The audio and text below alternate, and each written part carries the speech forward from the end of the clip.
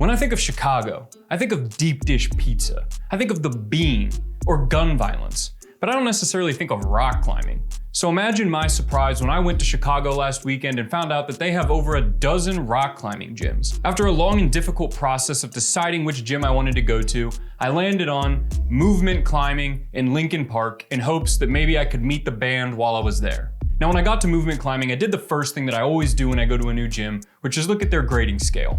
Now, plenty of gyms grade boulders in a range, right? They'll say it's a V2, V3, or a V4, V5. And I've even been to gyms that go beyond that and they'll say, oh, it's a V2 to V4 or a V5 to V7. But Movement really blew me out of the water here because they have 4 grade ranges. So if you hop on a yellow boulder, it could be anywhere from V2 to V5. This red boulder was a great example because I hopped on it thinking, it was somewhere in the V5, V6 range, but it felt more like a V4, which makes sense because the red grade range is V4 to V7. And whenever I ask gyms why they do this, they always say the same thing. It's like, oh, we want to get you to try new boulders, right? We want to get you to try stuff that might be above your grade, or maybe you'll think it's going to be too hard, but it ends up being your grade. Maybe you hop on thinking it's a V7 and it turns out it's a V5. Wouldn't that be awesome? Imagine you go to a restaurant and you're like, hey, can I get a Coca-Cola? And they're like, oh, we might give you a Coke.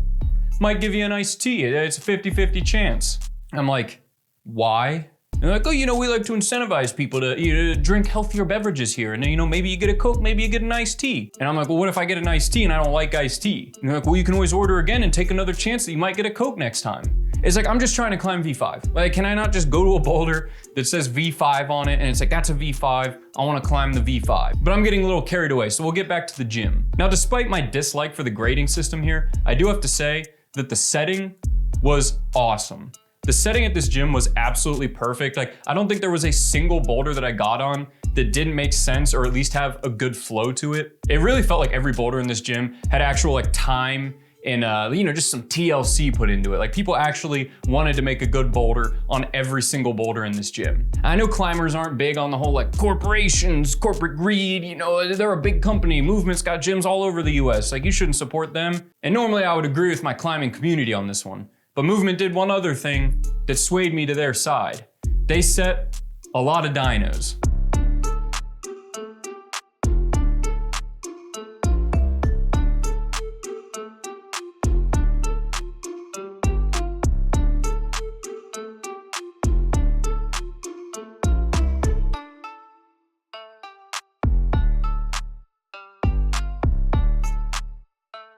Not to keep harping on this, but the setting at this gym was awesome, and the dyno setting was also awesome. All the dynos made sense, and you can pretty much always tell that it was a dyno right when you walked up to it. So this gym really had the perfect combination of good setting and good dynos, which leads into my favorite boulder that I did at Movement Lincoln Park, which was this red dyno that just had this really cool move on it. And like any good dyno, it looks a lot harder than it is.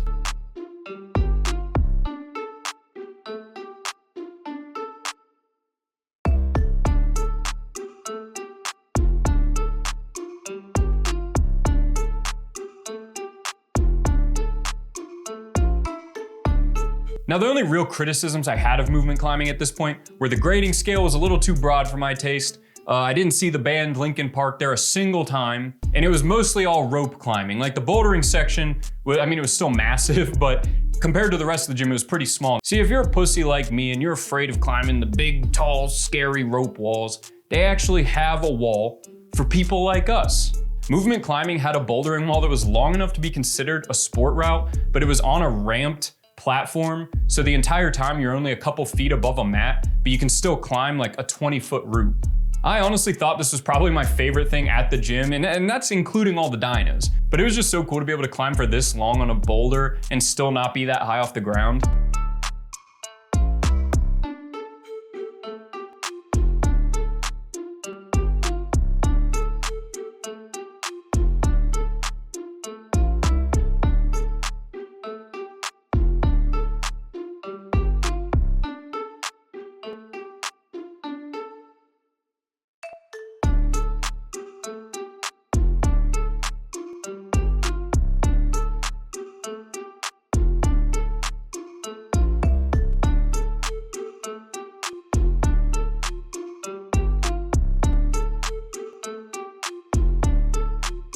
The only problem with this is projecting boulders can be a real pain in the ass because getting to the spot you want to start at on the wall is really difficult because sometimes you just end up sliding all the way down and you just can't stop.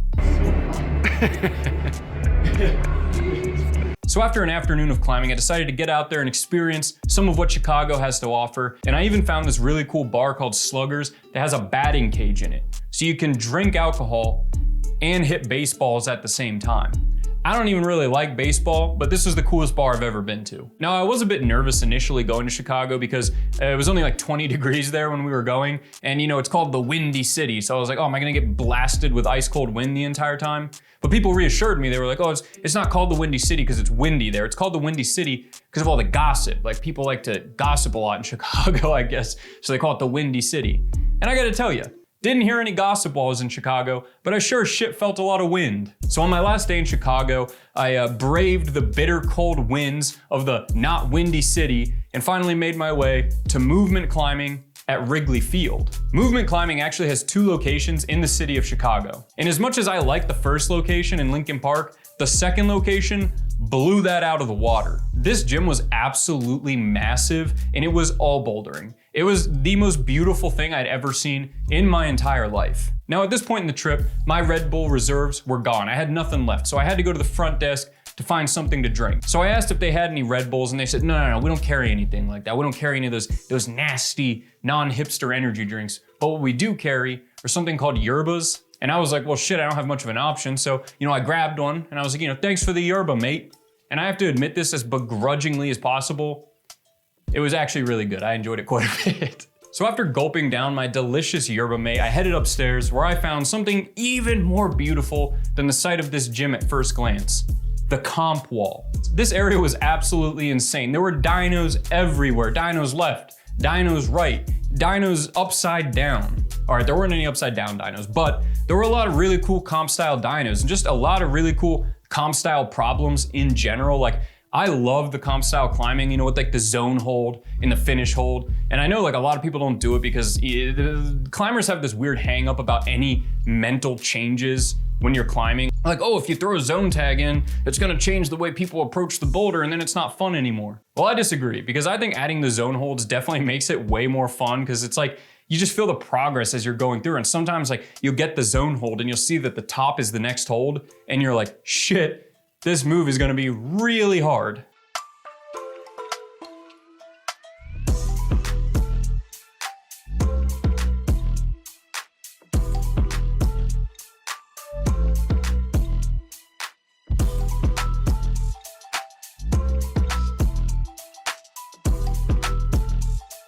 And this all leads into what is without a doubt my favorite boulder I did on this entire trip. I stumbled across this red V4 V7, it still sounds ridiculous to say that, and I could not for the life of me figure out what the beta was, but I knew in my soul that it was a dyno. So after projecting it for like 10 or 15 minutes, I started to piece together the beta and started to figure out some of the key moves that I needed to do to put this thing together. After finally figuring out the crux move, I decided to just get in there and get it done.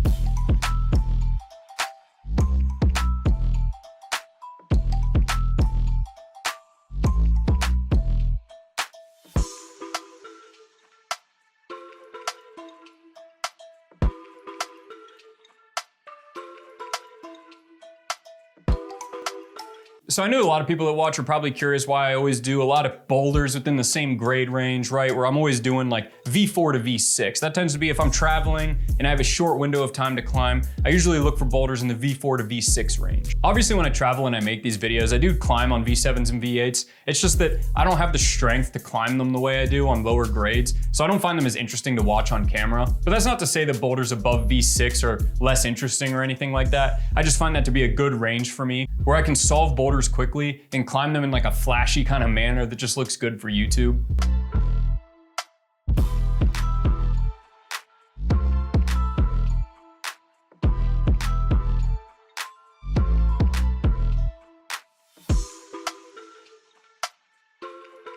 That being said, there was one more boulder I really wanted to show you guys because I just thought it was really cool. And we had to leave in like 5 minutes. So I had one chance on this boulder, and it just turned out to be probably the coolest looking on film out of any of the boulders that I did that day.